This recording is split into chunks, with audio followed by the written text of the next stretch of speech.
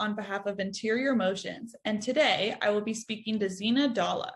Zeena is an author, wellness coach, and certified posture specialist. Today, Zeena will be discussing the best practices for maintaining one's health at work. Hi, Zeena. Thanks so much for being here. Thank you, Brooke, so much for having me. So let's jump right into the questions. How can customers maximize their investment in ergonomic products?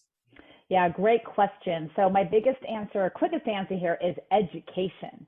So you can buy the best chair in the world, you can buy the best desk in the world, but if you don't know how to use it properly, well, it's just not going to maximize your investment. So what I do well and what we do as a company is we really work on educating people on exactly what their angle should be, their elbow angle, their hip angle, where their lumbar support should be on their body, where their wrist should be when they're typing, where the support should be. Because again, the equipment comes in a box, but doesn't necessarily come with user instructions. So I would say the best way to maximize ergonomic equipment is to educate yourself on how to use that equipment properly. Yes. And what are some of the do's and don'ts when it comes to posture at work? Yeah, so this is a great question. So a lot of people have the misnomer that they have to sit up straight, pull their shoulders back, squeeze their scapula, and hold that position for 8 hours straight. I don't know about you, Brooke, but if you did that, you would probably be in pain tomorrow because our bodies were not designed to hold our muscles in a contraction all throughout the day. So we do want to have our, be mindful that we're not slouching, especially for more than 30 minutes at a time. There's actually research that shows that 30 minutes or longer of slouching can create a deformation in the lumbar curvature. So it's called creep, and we don't want that. So we want to be mindful and aware. But really, the best way to maintain our posture is to work our muscles through exercises and through stretching so that our body naturally holds this position. And we call this, what I call it, an active posture break. And it's actually supported by science. So the research is telling us that throughout our workday, we should be stretching for 2 minutes every 30 minutes. Cornell University is telling us this. So these are big research organizations.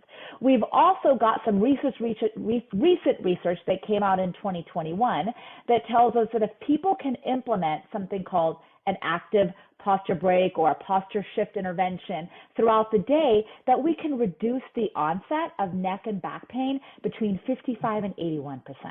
So these are really big numbers. So yes, we want to be mindful, but we don't want to necessarily hold that tension to try to pull our shoulders back or get our head in place. Instead, let's use exercises, let's use stretches, let's use little things that we can do throughout our day to get that little bit of movement in so that it's easier for yourself to hold your body in that proper posture. Does that make sense? Yeah. Wow. That's good to know. Yeah, So absolutely. do you have any other tips or strategies for staying safe and comfortable at work? Yeah, so those active posture breaks are my number one tip and strategy. The recommendation there is that every 30 minutes that you do something so that you can maybe do a little chest stretch. Maybe you do a little scapula activation for like just squeezing. In fact, let's do it together, Brooke. Let's sit up tall and bring your hands down by your sides and just squeeze your shoulder blades together behind you and release. And squeeze and release. Anybody that's listening or watching, if you're not watching, you can just listen, you just squeeze and release. And you can just do about 5 more of those. Really simple way to kind of wake up those muscles in the back.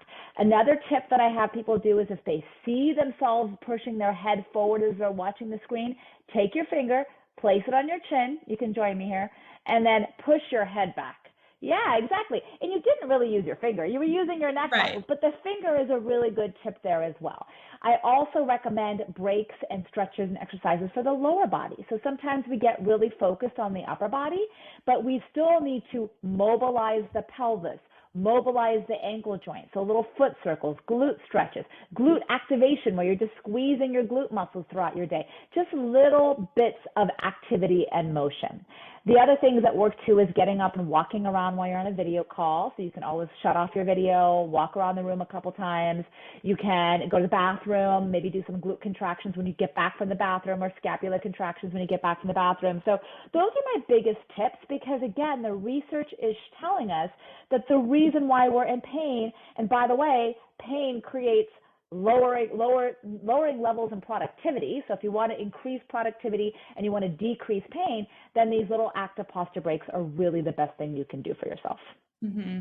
Wow. Those are great tips that I know I can definitely benefit from. So thank you so much for your time, Zeena. Thank you for having me.